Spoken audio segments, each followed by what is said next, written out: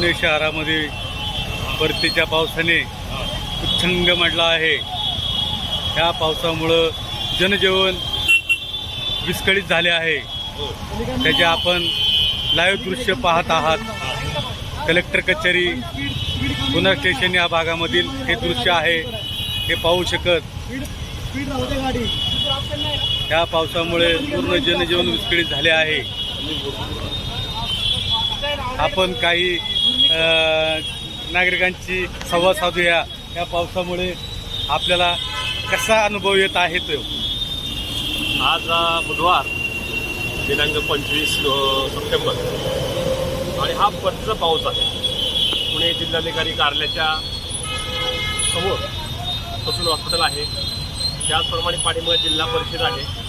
हा डॉक्टर बाबासाहेब आंबेडकर चौक आहे। त्या चौकात पूर्णपणे पाणी तुडुंब भरलेलं आहे।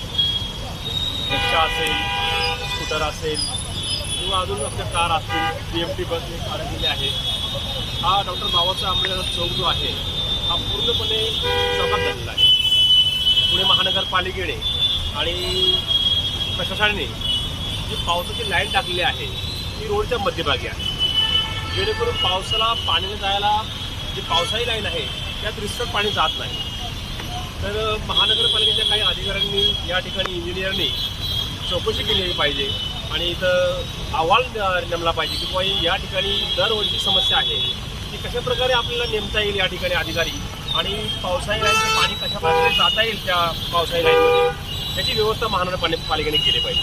मी प्रशासनाला दोष देत नाही, पण दर पावसाळ्याची समस्या आहे, या समस्याची लवकरात लवकर निर्णय घेतला पाहिजे जेणेकरून नागरिकांची समस्याचा दूर होईल आणि आपलं वाहतूक नियंत्रण आणि दळणवळण व्यवस्थित चालेल अशी आम्हाला पुणेकर या नात्याने मला अपेक्षा आहे।